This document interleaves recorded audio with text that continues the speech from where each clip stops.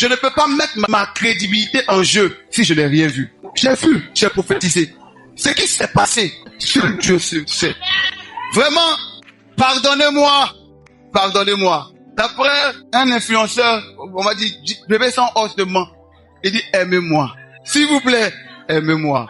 Il a été ce prophète qui a suscité beaucoup d'engouement, beaucoup d'interrogations autour de sa prophétie concernant le sac de la Côte d'Ivoire en Sainte-Cannes 2025. Eh bien, il s'appelle Junior Ouattara. Après s'être rendu compte de son erreur, de sa fausse prophétie, le prophète Junior Ouattara revient aujourd'hui pour présenter publiquement ses excuses à toutes ces personnes-là que son message aurait porté préjudice, aurait causé du dommage. Eh bien, dans cette vidéo, nous abordons le sujet. Est-ce un bon acte que le prophète vient de poser? Peut-on parler aujourd'hui d'une responsabilité spirituelle dans cette affaire? Dans un monsieur, bonjour. J'espère que vous allez bien dans le précieux nom de notre Seigneur Jésus-Christ.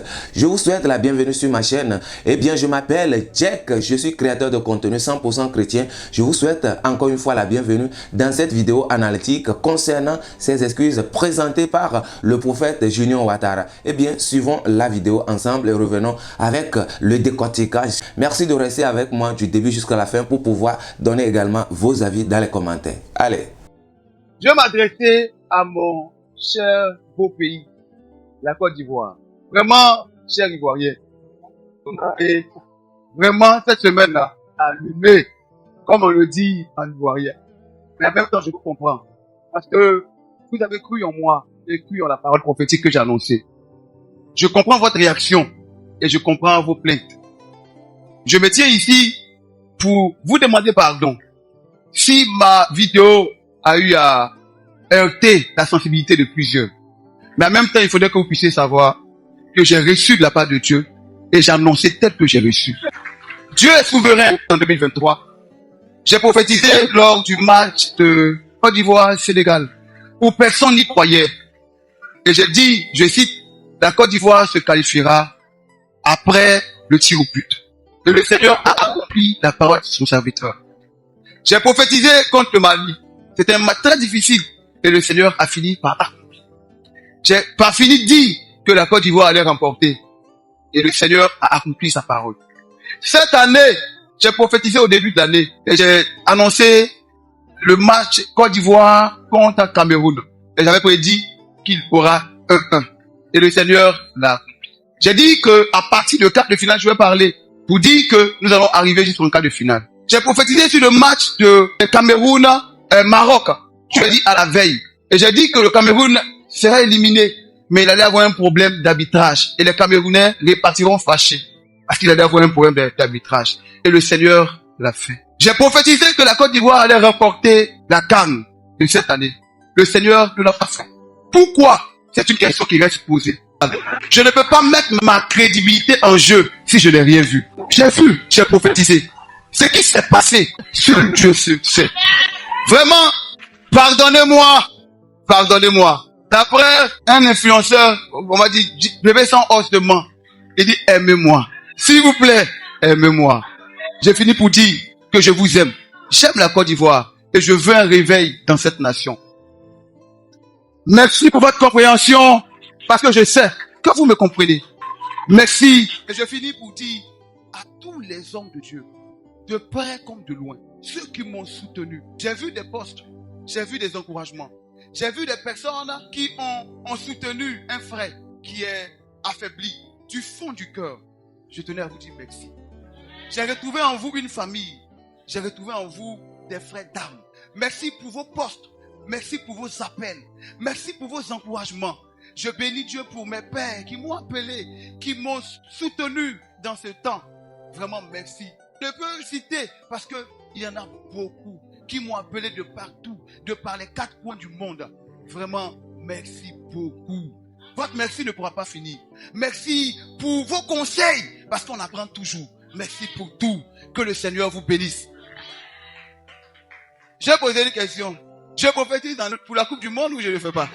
Que Dieu vous bénisse. En tout cas, il faut le dire avec honnêteté, cet acte que vient de poser cet homme de Dieu est à saluer. C'est une bonne démarche qu'il entame là. C'est rare de trouver des personnes, ces hommes de Dieu, revenir après créé sur les réseaux sociaux, présenter leurs excuses publiquement. Ça veut dire qu'en quelque sorte, il a su reconnaître son erreur, reconnaître qu'il s'est lourdement trompé. Donc, il a peur pour lui de présenter ses excuses de façon publique aujourd'hui. Et il a fait, et nous venons de suivre la vidéo également, c'est à encourager, c'est à saluer vivement, ne serait-ce que pour apaiser les tensions, pour rassurer encore les gens que lui, il est conscient de ce qu'il avait fait, il est conscient de ce qu'il avait dit. Aujourd'hui, cet acte démontre réellement une certaine responsabilité de ce prophète envers ses fidèles d'abord et envers tous les Ivoiriens et tous ceux qui ont cru en sa prophétie. Donc, il faut souligner que c'est un acte d'humilité qu'il vient de poser là. Malgré son statut de prophète, malgré sa connotation, malgré sa réputation, il s'est rabaissé pour que Dieu l'élève. Il s'est mis à présenter ses excuses pour pouvoir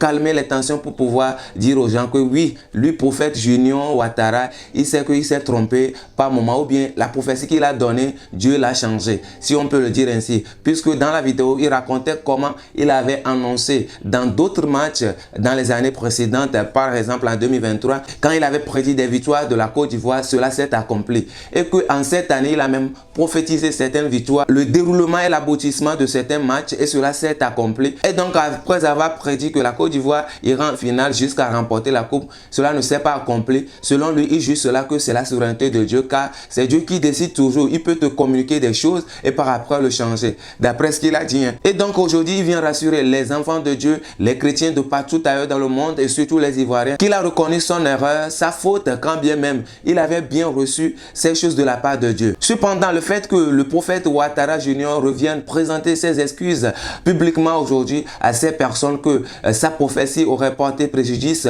penserait les blessures déjà causées, ou encore les confiances brisées par sa fausse prophétie, ou bien sa prophétie erronée, peuvent renouer, reconstruire ou encore renouveler cette confiance aujourd'hui. Merci de me répondre dans les commentaires. Aujourd'hui, doit-on dire que le fait d'accepter les excuses par ces personnes à qui le tort a été causé voudrait dire qu'on doit arrêter de réfléchir par rapport à tout ce qui a été fait, à tout ce qui a été dit dans cette affaire de Cannes? Moi, je pense que non. Il faut continuer par réfléchir, il faut continuer par faire des analyses, examiner des choses, puisqu'un prophète ayant été sûr d'un message venant de la part de Dieu engage une responsabilité spirituelle. Et donc la Bible d'ailleurs nous recommande de faire des discernements, de discerner des choses, de réfléchir, d'examiner des choses pour pouvoir tirer la meilleure partie, la bonne partie. Et donc aujourd'hui, ces excuses, oui, mais nous devons continuer par examiner, continuer par réfléchir par rapport à toutes ces prophéties qui se donnent, qui se disent, qui se prédisent sur les réseaux sociaux. Eh bien aujourd'hui, dans cet épisode de prophétie non accomplie,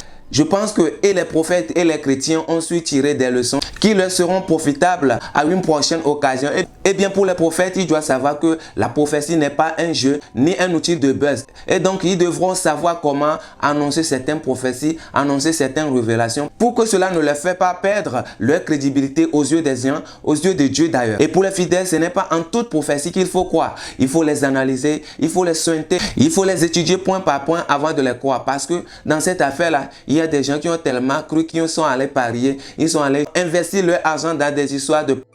Et finalement, ils n'ont pas eu de gain de cause, ils ont été déçus. Et donc, je pense que pour une prochaine fois, ils réfléchiront plusieurs fois avant de pouvoir poser des actes. Par contre, il y a une chose que moi, je n'ai pas aimé dans la vidéo, c'est le fait qu'il revient avec des justifications plutôt que de présenter directement ses excuses. On dirait qu'il a envie de se justifier encore, il a envie encore de s'expliquer par rapport à ce qui s'était déjà passé. Et oui, l'erreur est déjà commise, la faute est déjà faite, donc pour présenter ses excuses, il n'a qu'à le faire simplement et passer à une autre chose. Là, on saura qu'il est réellement venu présenter ses excuses. Mais le fait de se justifier, s'expliquer encore, annonce un autre message, renvoie un autre message qui est celui de en fait j'ai l'habitude de dire des vraies choses, et donc ce n'est pas parce que c'est pour cette année 2025 m'a échappé qu'il faut arrêter de prendre à mes prophéties. Et oui, c'est ce message justement que cette explication me renvoie personnellement. J'ai plus aimé ce message qu'il citait à la fin lorsqu'il parlait du fait qu'on ne finit jamais d'apprendre.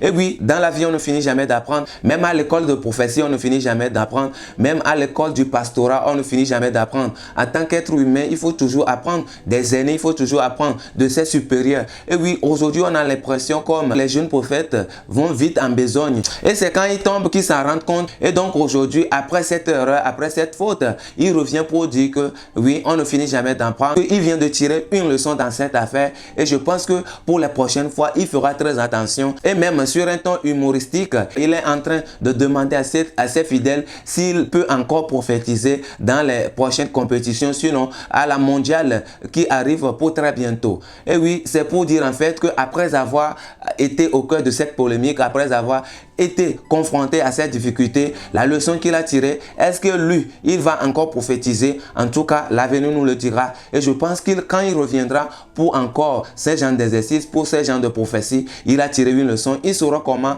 prophétiser, il saura comment faire passer son message. Mesdames et messieurs, merci d'avoir suivi cette vidéo analytique sur cette chaîne que nous appelons Jack TV. Et moi, je m'appelle Jack, je suis créateur de contenu 100% chrétien. Je vous souhaite la bienvenue sur ma chaîne. Et vous, qu'est-ce que vous pensez de cet acte, de cette démarche de prophète Ouattara Junior qui présente publiquement ses excuses à toutes ces personnes que son message aurait porté préjudice? Merci de me répondre dans les commentaires ce que vous pensez de cela. Shalom à tous, que l'Éternel nous protège, nous garde. Je vous dis à très bientôt dans une nouvelle vidéo d'actualité sur cette chaîne. Merci d'activer la cloche de notification surtout pour être premier sur les actualités sur cette chaîne.